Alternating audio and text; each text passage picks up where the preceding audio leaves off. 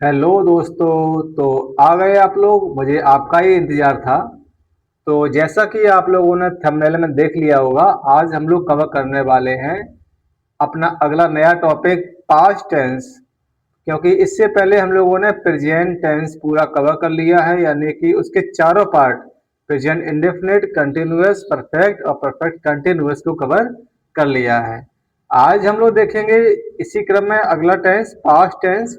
और past tense के जो भी हमारे चार पार्ट होते हैं, जैसे कि इंडेफिनिट, कंटिन्यूअस, परफेक्ट और परफेक्ट कंटिन्यूअस।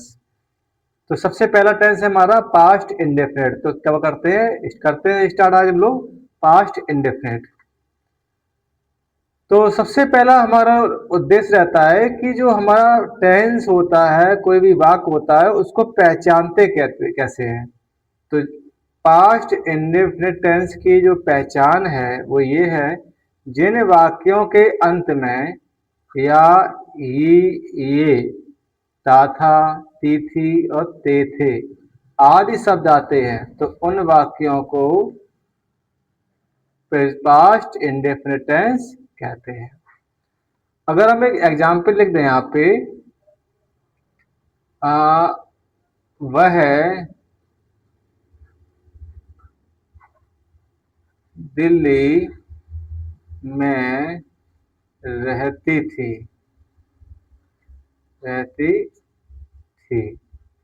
तो यहाँ देखो, ये लास्ट में लिखा है ती थी। क्या लिखा है? ती थी। ये देखो ती थी। तो यहाँ से हम लोग पहचान लेते हैं कि ये जो हमारा दिया हुआ वाक्य है, ये हमारा पास्ट इंडेफिनिट यानी कि पास्ट का टेंस है।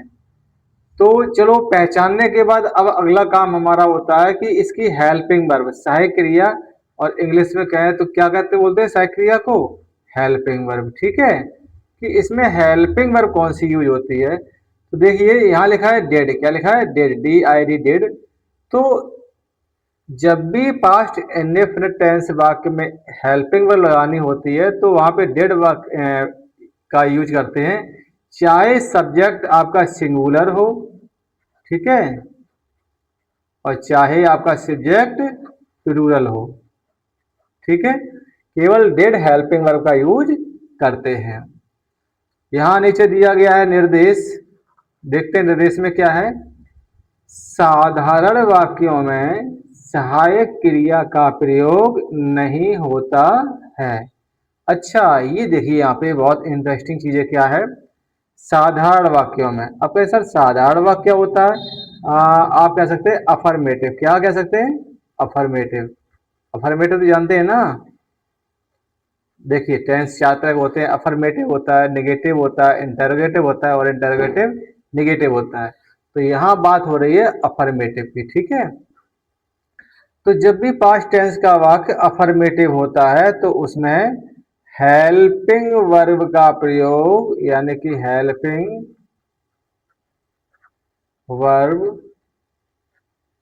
का प्रयोग नहीं करते हैं। ठीक है, ये लिखा है साधारण वाक्यों में सहायक क्रिया प्रयोग नहीं करते हैं, परंतु मुख्य क्रिया की सेकेंड फॉर्म का प्रयोग किया जाता है। जैसे अगर ये लिखा है वह दिल्ली में रहती थी, तो क्या हो जाएगा? सी, हेल्पिंग में लगेगी नहीं इसमें, तो क्या हो जाएगी? रहना, लिव। तो लिव की सेकेंड फॉर्म लिव्ड। ठीक है, सी लिव्ड इन दिल्ली। ठीक है,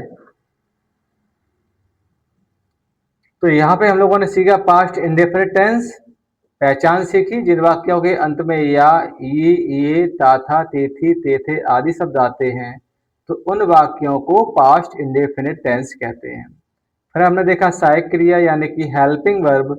इसमें हेल्पिंग वर्ब डिड का प्रयोग किया जाता है। एक नोट यानी कि निर्देश भी है, साधारण वाक्यों में यानी कि अफर्मेटिव सेंटेंस में सहायक क्रिया प्रयोग नहीं किया जाता, बट लेकिन किंतु परंतु मुख्य क्रिया की सेकंड फॉर्म का प्रयोग किया जाता है। यानी कि जब डिड का प्रयोग नहीं होगा तो मुख्य क्रिया की सेकंड फॉर्म लगेगी। अगर डिड का प्रयोग होगा, जो नेगेटिव सेंटेंस है, इंटरोगेटिव सेंटेंस है, अगर वहां पे डिड का प्रयोग होता है तो वहां पे मुख्य क्रिया की फर्स्ट फॉर्म लगती है। आइए देखते हैं कैसे।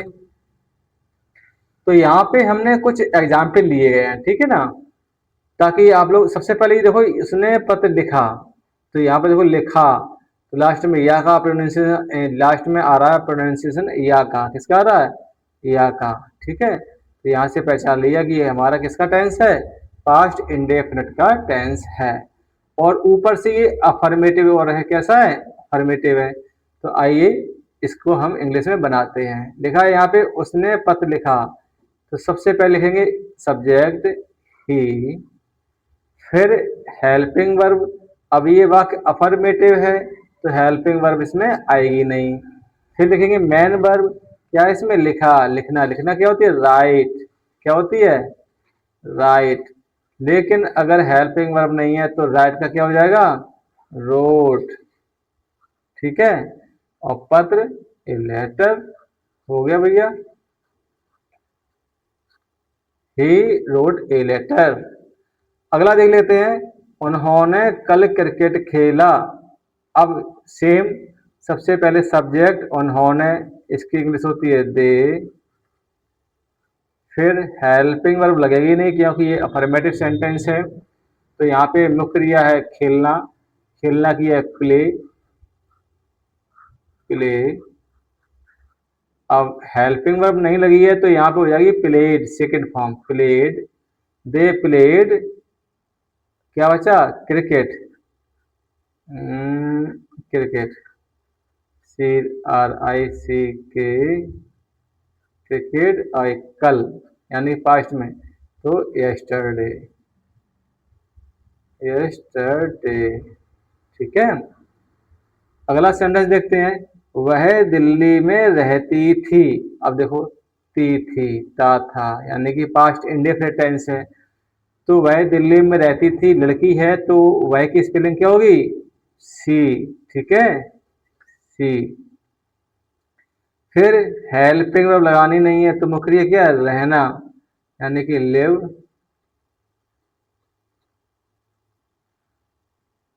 इसकी सेकेंड फॉर्म लिव। वह रहती थी कहाँ पे, इन दिल्ली, इन दिल्ली।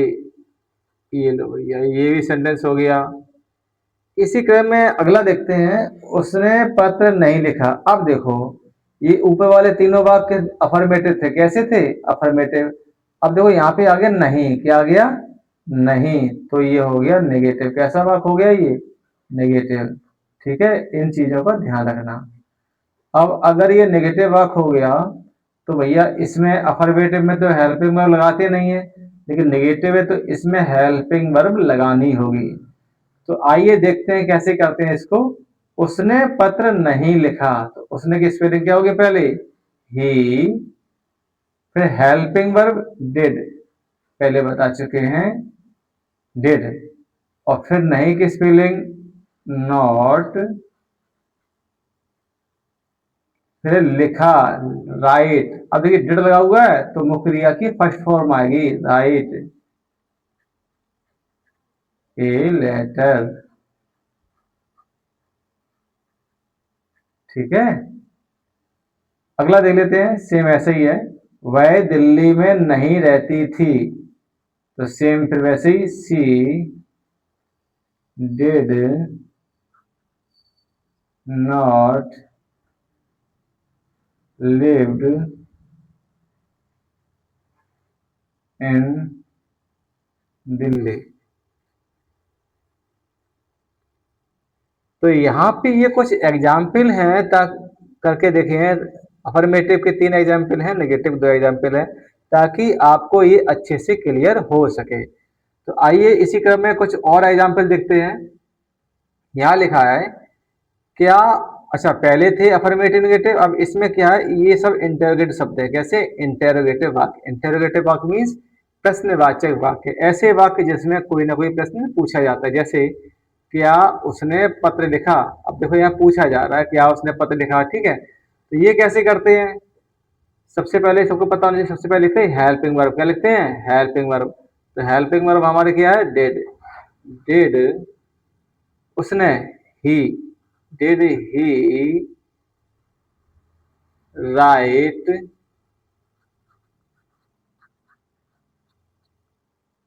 ए लेटर क्वेश्चन मार्क। ठीक है, अगला देख लेते हैं, क्या उन्होंने क्रिकेट खेला? सेम कंडीशन, डिड, उन्होंने यानी कि they play cricket.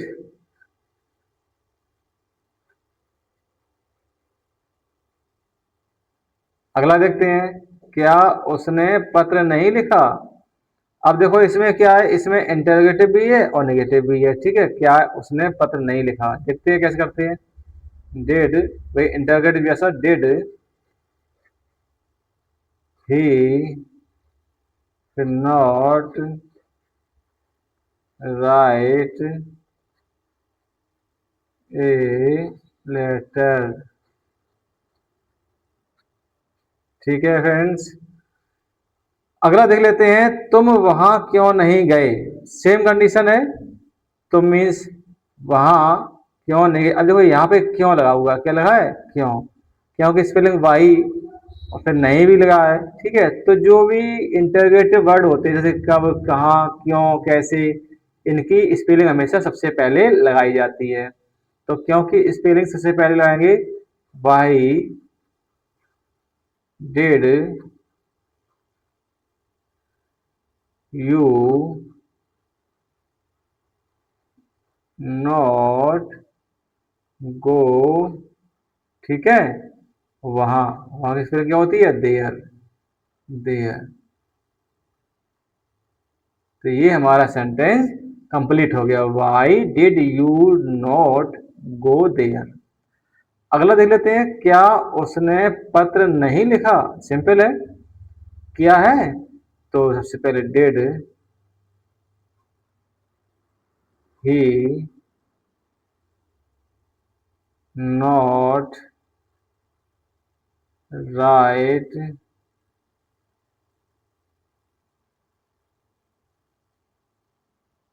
Did he not write letter, हो गया। और कुछ है? कंप्लीट हो गया, हो गया, देखते हैं। डिड ही नॉट राइट, हाँ हो गया, सिंपल है। ठीक है, तो फ्रेंड्स यहां हम लोगों ने क्या किया था, सबसे पहले देखो यहाँ पे, सबसे पहले पास्ट टेंस। पास्ट टेंस के चार भाग होते हैं, past indefinite tense, continuous tense, perfect और परफेक्ट कंटिन्यूअस टेंस। आज हम लोगों ने पढ़ा past indefinite tense. Past indefinite tense की पहचान देखी हम लोगों ने, जिन वाक्यों के अंत में या, ये, था, थी, थे आदि शब्द आते हैं, तो उन वाक्यों को पास्ट इंडेफिनिट टेंस कहते हैं।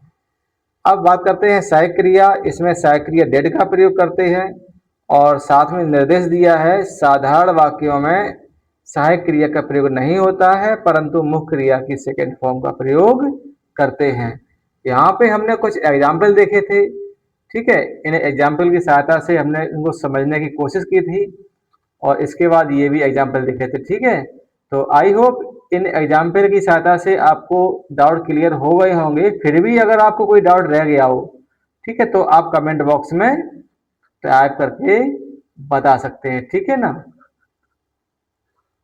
और साथ ही फ्रेंड्स ये जो लेक्चर सेशन अगर आपको थोड़ा सा भी हेल्पफुल रहा हो, ठीक है ना, थोड़ा सा भी हेल्पफुल रहा हो, तो आप इसको लाइक अवश्य करें, शेयर करें और फिर सब्सक्राइब करें। ठीक है, क्योंकि इन्हीं चीज़ों से हमें पता चलता है कि हम कैसा काम कर रहे हैं, आपके लिए कितना उपयोगी है। ठीक है, और यही हम लोगों को मोटिवेट करता है। तो दोस्तों ये था आज का सेशन पास्ट इंडेफिनिट टेंस।